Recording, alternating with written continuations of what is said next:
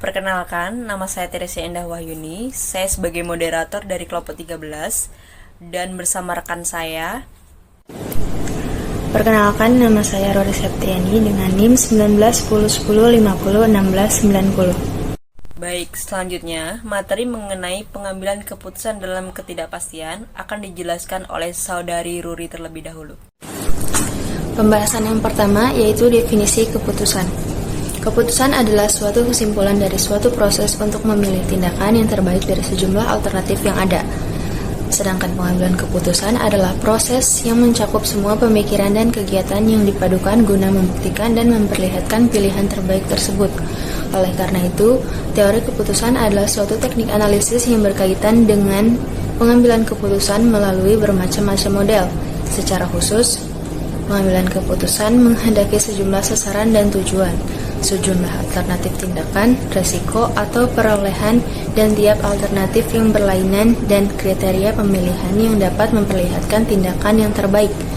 Teknik pengambilan keputusan dapat diklasifikasikan dengan cara melihat kondisi atau situasi yang ada pada saat keputusan itu diambil. Selanjutnya, pembahasan kedua yang akan dibawakan oleh saya sendiri, mengenai model-model keputusan.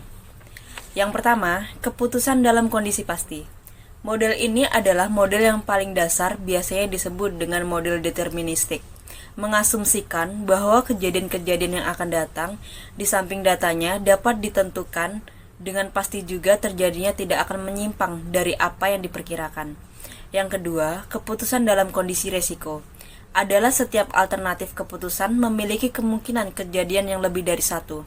Banyaknya kemungkinan kejadian hasil atau akibat dari pelaksanaan masing-masing alternatif keputusan tersebut. Yang ketiga, keputusan tidak pasti dalam kondisi adalah setiap alternatif keputusan memiliki kemungkinan kejadian lebih dari satu. Perbedaan mode keputusan dengan ketidakpastian terhadap model dengan resiko terletak pada probabilitas kejadian dari setiap alternatif keputusan. Model keputusan dengan resiko, probabilitas dari setiap kemungkinan kejadian untuk setiap alternatif keputusan dapat diketahui. Yang keempat, keputusan dalam kondisi konflik adalah model pengambilan keputusan di mana pengambil keputusan lebih dari satu. Dengan kata lain, ada pihak lain yang memiliki kepentingan yang berlawanan. Dalam hal ini, pengambilan keputusan perlu memperhatikan reaksi pihak lain terhadap keputusan yang dibuatnya. Pembahasan yang selanjutnya yaitu model keputusan dalam kondisi ketidakpastian. Disebut pula dengan model keputusan tanpa probabilitas. Sebuah kondisi pengambilan keputusan mengandung beberapa komponen, yaitu keputusan itu sendiri dan kejadian yang dapat terjadi di masa yang akan datang. Dikenal sebagai kondisi dasar, state of nature.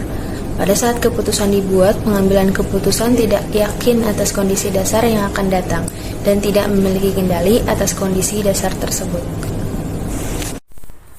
Dan pembahasan yang terakhir yaitu contoh model keputusan dalam kondisi ketidakpastian.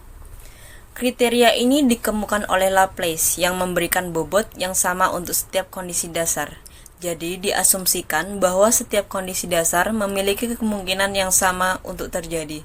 Karena dalam contoh di atas terdapat dua kondisi dasar, yaitu kondisi ekonomi baik dan kondisi ekonomi buruk. Maka diberikan bobot yang sama, yaitu 0,50 untuk setiap kondisi dasar yang ada. Kemudian, bobot tersebut dikalikan dengan hasil dari setiap alternatif keputusan. Keputusan yang dipilih adalah yang memberikan nilai tertimbang yang maksimum atau tertinggi. Sekian materi presentasi dari kelompok kami, kurang lebihnya mohon maaf, saya ucapkan terima kasih.